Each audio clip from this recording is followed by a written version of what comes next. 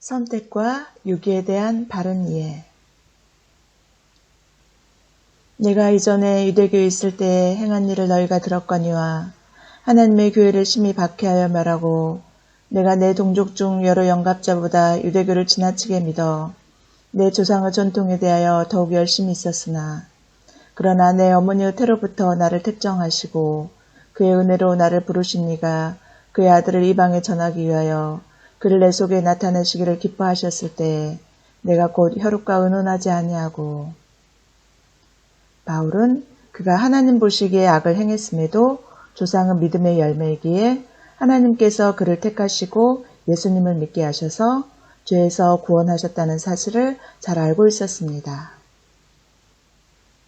우리는 본래 유대인이요 이방 죄인이 아니로되 사람이 의롭게 되는 것을 율법의 행위로 말미암음이 아니요 오직 예수 그리스도를 믿음으로 말미암는 줄 알므로 우리도 그리스도 예수를 믿나니 이는 우리가 율법의 행위로서가 아니고 그리스도를 믿음으로써 의롭다함을 얻으려 함이라.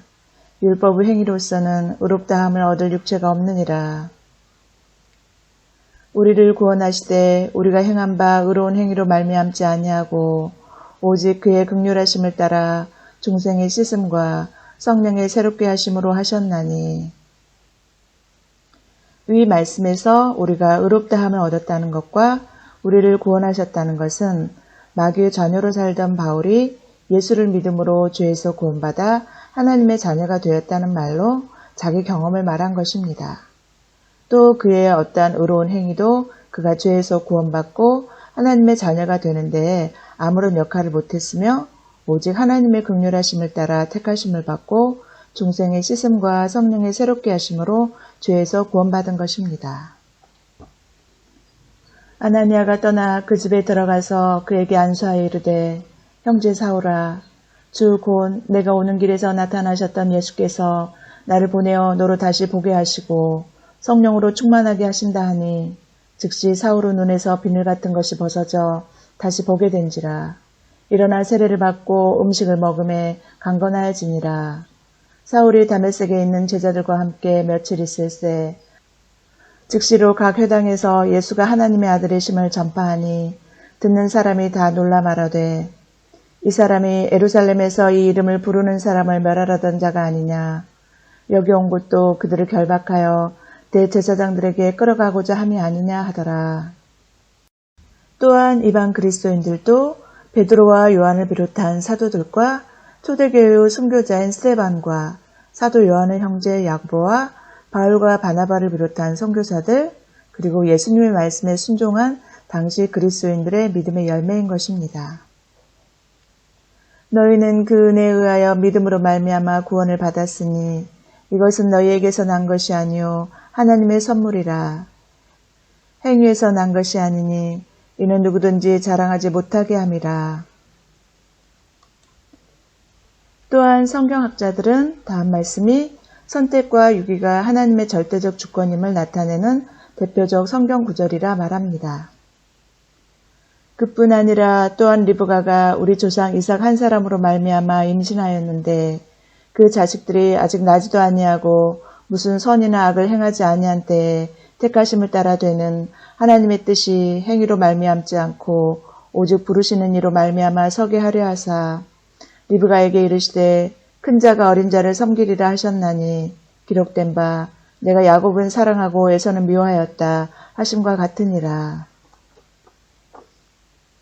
하나님께서 야곱과 에서 중 야곱을 택하신 이유는 무엇일까요? 그들은 쌍둥이고 태 속에 있을 때 우열이 가려졌으므로 하나님의 주권 외에는 생각하기 어렵습니다. 그런데 이렇게 생각해 보겠습니다. 조상의 순종과 불순종의 행실은 후손들에게 그대로 전가됩니다. 하나님께서는 야곱과 에서의 윗대 곧 아브라함과 이삭이 순종하거나 불순종할 때마다 이들에게 자손을 몇이나 주실지 또 이들의 순종과 불순종을 어느 자손에게 어떤 비율로 어떻게 전가시킬지를 예정하셨습니다. 그리고 거기에 따라 이들의 자손인 야곱과 에서의 기질과 행실을 결정하셨습니다. 실제로 그들에게서 아브라함과 이삭의 기질과 행실이 연상됩니다.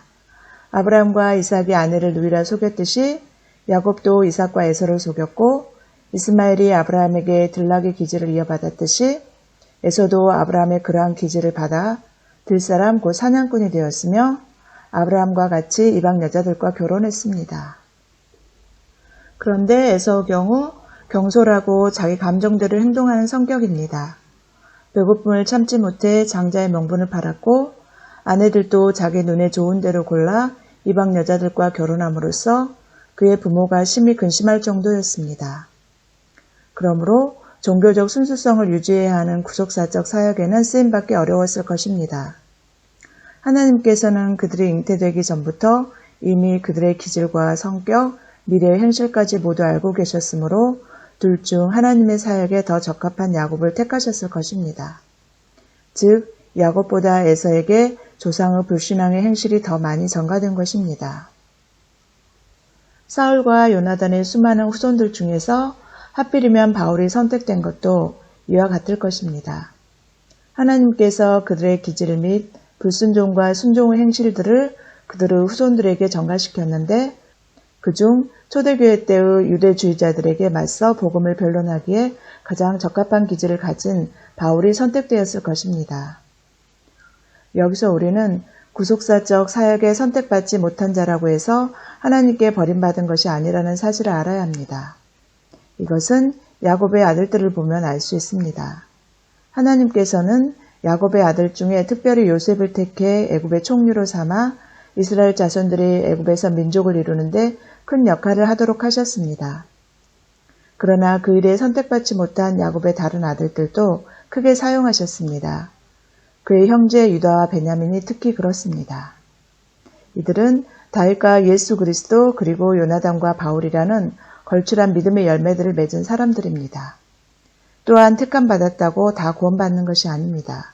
사울 왕과 가룟 유다가 그 대표적인 예입니다. 많은 이들이 하나님께서 야곱의 후손인 이스라엘 백성들만 택하셨고 에서의 후손인 에돔 족속은 완전히 버렸다고 생각하는데 꼭 그렇지만은 않습니다. 출애굽 때의 이스라엘 백성들은 순수한 이스라엘 혈통만 있는 것이 아니었습니다. 이스라엘 자손이 라암색을 떠나서 수콧에 이르니 유아 외에 보행하는 장정이 60만가량이요 수많은 잡족과 양과 소와 심히 많은 가축이 그들과 함께하였으며 이는 하나님께서 이스라엘 백성들에게 종교적 순수성을 유지할 것을 요구하셨지 혈통적 순수성을 요구하신 것은 아니었음을 말해줍니다.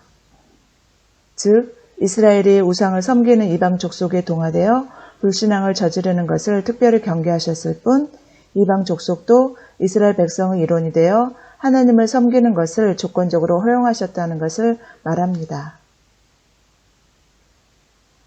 너는 에돔 사람을 미워하지 말라. 그는 내 형제임이니라. 애굽 사람을 미워하지 말라. 내가 그의 땅에서 객이 되었음이니라. 그들의 3대 후 자손은 여호와의 총회에 들어올 수 있느니라. 이는 이방인은 이스라엘 공동체가 된 후 그의 3대 이후 자손부터 하나님의 백성이 될 수 있다는 말입니다. 3대 후 자손인 것은 다음 말씀에 근거한 것일 것입니다. 나를 미워하는 자의 죄를 갚되 아버지로부터 아들에게로 3, 4대까지 이르게 하거니와. 예를 들면 갈렙은 유다 지파지만 그나스 사람입니다. 그나스는 에서의 손자이므로 갈렙은 곧 에돔 족속이라는 말입니다. 아마 갈렙의 입대 중 누군가가 이스라엘에 귀화해서 유다 지파의 일원이 되었을 것입니다. 이와 유사한 예가 이삭과 이스마엘입니다. 많은 사람이 하나님께서 선택받지 못한 이스마엘은 하나님께서 버렸다고 생각합니다. 그러나 성경은 하나님께서 하갈과 아브라함의 소원을 들어주셔서 이스마엘에게도 큰 복을 주셨다고 말씀하고 있습니다.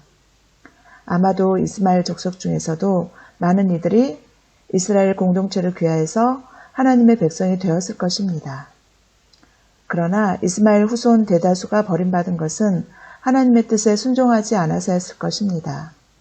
하나님의 선민이라고 자부하던 이스라엘도 지속적인 불순종으로 인해 결국 하나님께 버림받지 않았습니까? 구약시대의 하나님의 뜻은 모든 아브라함의 자손들이 이스라엘 공동체 안에 들어와 하나님의 백성이 되는 것이었습니다. 신약시대에도 하나님의 뜻은 여전히 모든 사람이 예수 그리스도를 믿고 아브라함의 영적 자손이 되는 것입니다. 그런즉 믿음으로 말미암은 자들은 아브라함의 자손인 줄을 알지어다. 또 하나님이 이방을 믿음으로 말미암아 의로 정하실 것을 성경이 미리 알고 먼저 아브라함에게 복음을 전하되 모든 이방인이 너로 말미암아 복을 받으리라 하였느니라. 여기서 우리는 구약시대의 선교에 대해 엿볼 수 있습니다.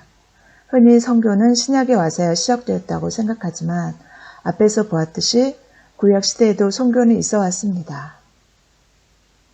주의 도를 땅 위에 주의 구원을 모든 나라에게 알리소서.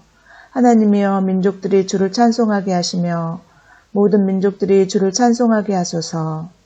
하나님이 우리에게 복을 주시리니 땅의 모든 끝이 하나님을 경외하리로다. 화했을진저 외식하는 서기관들과 바리새인들이여 너희는 교인 한 사람을 얻기 위하여 바다와 육지를 두루 다니다가 생기면 너희보다 배나 더 지옥 자식이 되게 하는도다. 필자가 추측건대 구약시대의 선교는 다음과 같이 해서 이루어질 것입니다. 개종에서 이스라엘 공동체에 들어온 이방인들이 3대에 걸쳐 여호와를 섬김으로써 조상으로부터 전가된 죄를 씻어내고 순종으로 심어 그들의 자손을 믿음의 열매로 거두는 것입니다. 그렇다면 신약시대의 우리는 어떻게 예수 그리스도를 믿고 하나님의 자녀가 될 수 있었을까요? 선대의 죄의 열매된 자인 우리가 하나님의 자녀가 될 수 있었던 것은 예수 그리스도의 피로 인해 선대로부터 전가된 죄를 모두 사함받았기 때문입니다. 이러한 죄사함을 받기 위해서는 먼저 예수 그리스도를 믿어야 하는데 아무나 예수를 믿을 수 있는 게 아닙니다. 하나님께서 믿음을 주신 자만이 예수를 믿을 수 있습니다. 그런데 하나님께서는 수많은 불신자들을 두고 하필 우리를 선택해서 믿음을 주셨을까요? 그것은 짐 엘리엇의 예화에서 보았듯이 우리에게는 순종으로 심은 믿음의 선진들, 곧 선교사나 믿음의 선대가 있었기 때문입니다. 그러하기에 하나님께서 우리에게 믿음을 주셨고 그로 인해 우리가 예수님을 믿고 하나님의 자녀가 될 수 있었던 것입니다. 지금까지 살펴본 바와 같이 선택과 유기는 선대의 믿음의 열매된 자는 택하심을 받아 하나님의 자녀가 되고 죄의 열매된 자는 하나님의 자녀가 되지 못함을 말하는 것이지 영혼 구원의 여부를 말하는 것이 아닙니다. 영혼 구원은 믿음의 선진들의 순종으로 인해 믿음의 열매가 된 자가 자신도 순종으로 심어 믿음의 열매를 맺음으로 받습니다. 그러므로 선택과 유기와 구원은 하나님의 주권일 뿐만 아니라 우리 인간의 책임이기도 한 것입니다.